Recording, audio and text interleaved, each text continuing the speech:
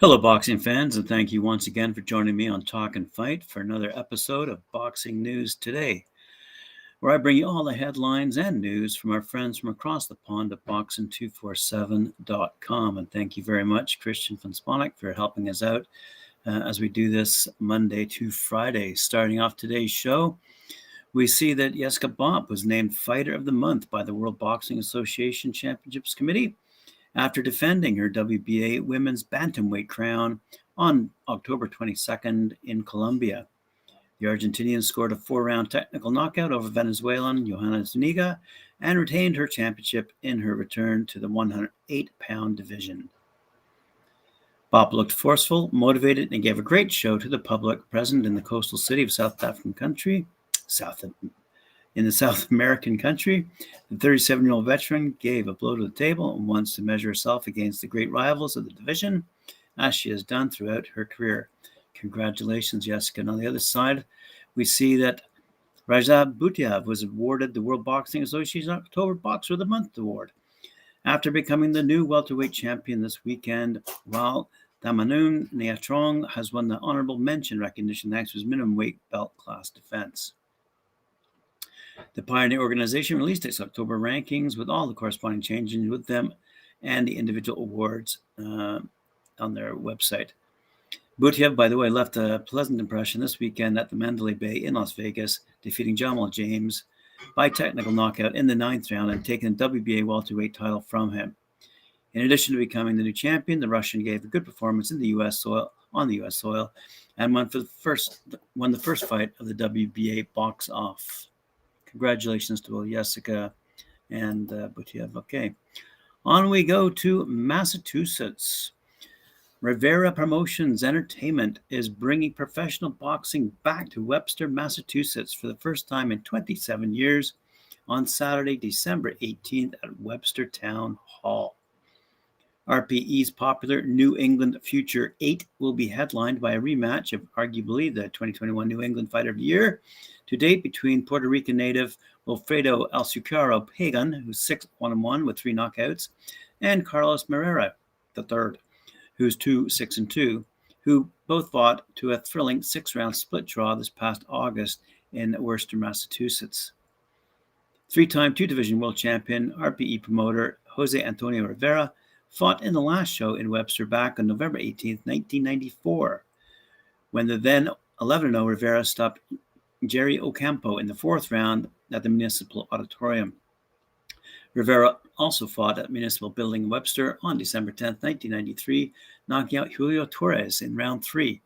Fighting on that same card was his close friend, 3-0 Worcester heavyweight Bobby Harris, whose son Bobby BH3 Harris III will be fighting on RPE December 18th card.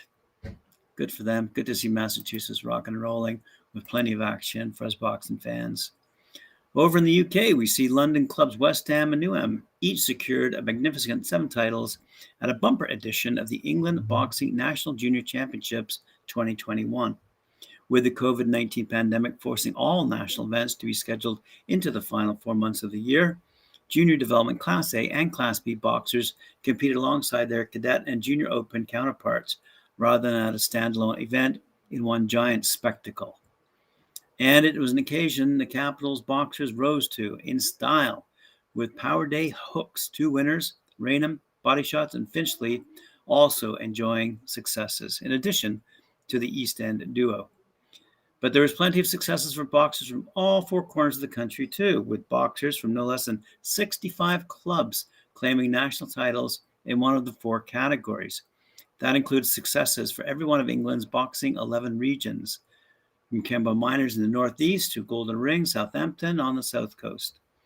West Ham's success was in stark contrast to the schools championship in September, when they had a number of finalists but did not register a single champion.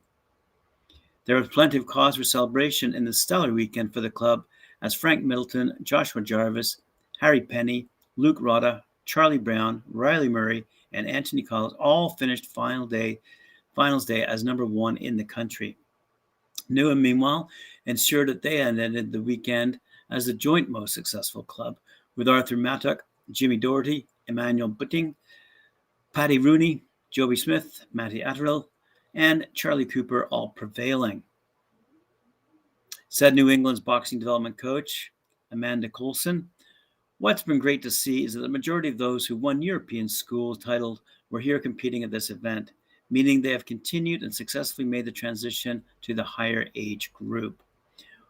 What was also pleasing to see was that these boxers were being pushed hard and in some cases beaten by other boxers who have developed their skills during the time competition has been locked down by COVID-19. We now have a very talented core of junior boxers, and it will be interesting to see how they've moved on again by the time the next England Boxing National Junior Championships come round in March that will, COVID-19 permitting, help us select a squad for the Junior European Championships 2022.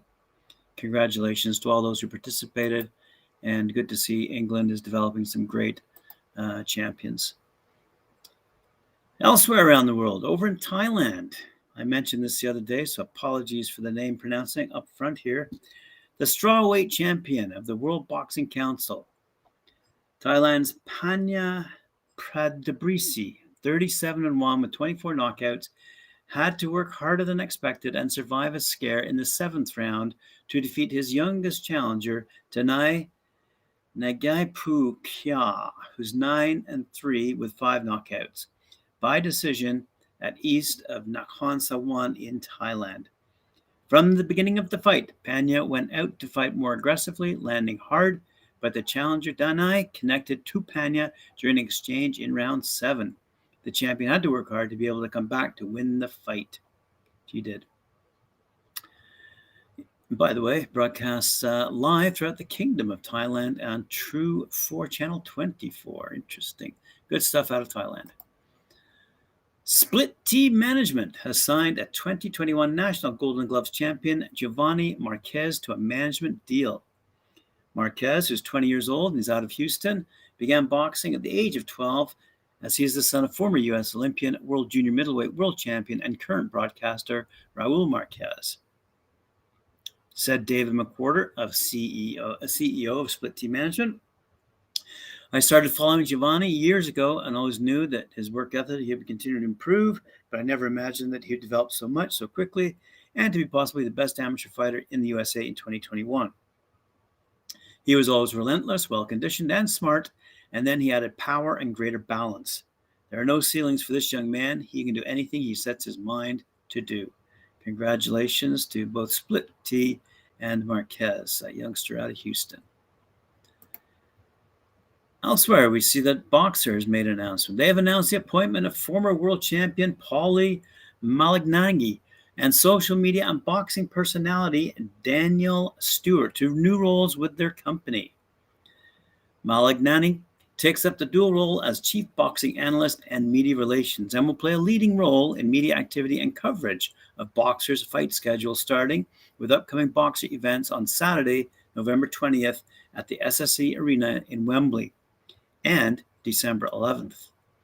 A two-time and two-weight world champion, fan favorite, Malignaggi retired from boxing in 2017 after a spectacular 16-year, 51-fight professional career in which he faced a plethora of greats from his era, including Danny Garcia, Sean Porter, Zab Judah, Adrian Broner, Miguel Cotto, Amir Khan, and Ricky Hatton.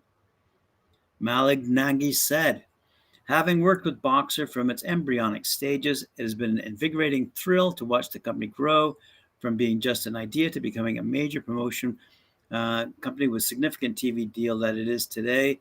I'm looking forward to being at the SSE Arena Wembley on November 20th and at the December 11th event to continue my part in Boxer's growth. I hope to see the company reach many more memorable milestones for years to come." Good for them.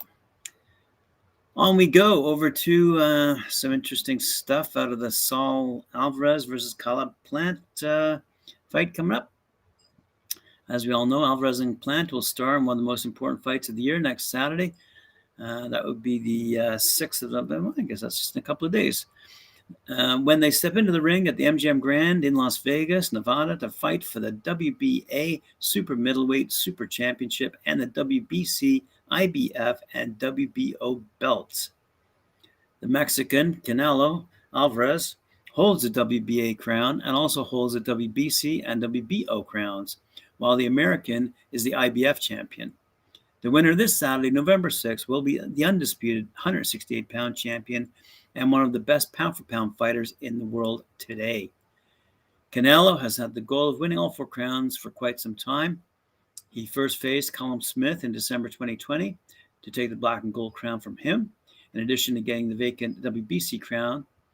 Later, he targeted Billy Joe Saunders last May, who owned the WBO belt, and now he's going for his last goal with Plant. The 31-year-old is the face of the sport today. He hasn't lost a fight since 2013 and has fought big names in the ring as a demonstration of the great present he is living. Plant, for his part, is a boxer with an excellent record who has proven to be a warrior both in the ring and in life. At 29 years of age, he is facing the most important fight of his career and claims to have the necessary tools to counter Álvarez, despite the fact that the odds do not favor him. The Tennessee native has made 3 defensive as the title he holds and now wants to keep everything in this confrontation against Canelo. The pre-fight has been a heated atmosphere with moments of big arguments and even altercations that have gone to the point of physical aggression. The pride of both fighters is at stake, but only one will become the undisputed champion of the category. And believe me, there will be quite a few people watching that fight this weekend. Speaking of this weekend, we all know that Hannah Rankin is going up against Maria Lindberg, and Maria Lindberg wants to remind us that, well, let me just quote this because this is worthy of the quote here. Maria Lindberg is warning British boxing fans to underestimate her at their peril ahead of her huge double world title fight against Hannah Rankin on November 5th. Lindberg, who's from Sweden, and Scotland's Rankin clash for the IBO and WBA super welterweight titles at Tottenham Hotspur's FC's banqueting hall, live on Fight Zone, in one of the biggest nights for women's boxing in the UK this year. Not only in UK, but around the world. I'm sure we'll be watching it as well. Lindberg was last seen in a British ring in April when she was beaten inside 3 rounds by Savannah Marshall for the English fighters WBO World Middleweight title. That outing, though, shouldn't be held up as a true reflection of the Scandinavians' ability, with the fight having been accepted on just 5 days' notice, about weight category above and in against one of the world's best female fighters. Lindberg has true pedigree. The 44-year-old has had her first pro fight way back in 2003 and has amassed a wealth of valuable experience since picking up that first victory. The Malmo resident has fought in 9 different countries since turning pro, has been the distance twice with female boxing legend Christina Hammer, and has previously won and defended the International Boxing Federation, that's the IBF, World Super Welterweight crown.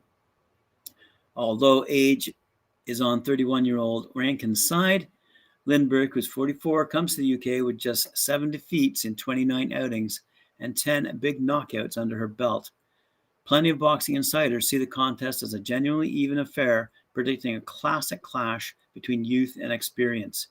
Ahead of the big night, Lindberg says she is coming to the UK to give Rankin the fight of her life. She says, "What people take from my fight with Savannah Marshall? Nothing. I took that fight with 5 days' notice. I didn't prepare at all, just went to London and took a chance. Something I've never done before, and I wanted to give it a shot. But hey, feel free to underestimate me. I expect this fight to be tough. We definitely both want to win. I prepare for every fight as if it would be the hardest fight of my career, and this is no exception. It doesn't matter how hard it will be. I am ready for it. I'm looking forward to everything about this fight. I've always liked that exposure that professional boxing gives you, and the headline on Fight Zone is definitely something I'm really looking forward to. I can't wait for the show to start, nor can we. And that is all the news for today. Thank you very much for joining me. I appreciate it. Remember to like, share, and subscribe our channel, talkinfight.com, and hit that notification bell to receive all the updates from us. Thanks very much. We'll see you tomorrow.